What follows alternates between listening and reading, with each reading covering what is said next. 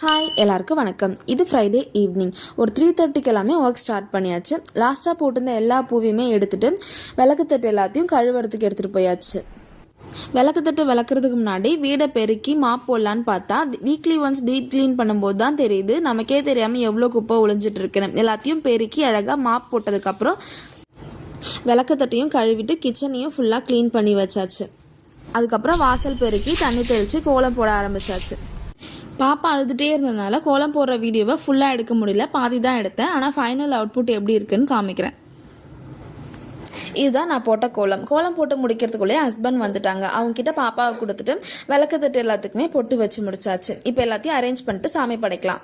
விளக்கில் எண்ணெய் ஊற்றி திருச்சல் வச்சு எல்லாம் ரெடி ஆகிடுச்சு. இப்போ படைக்கலாம்.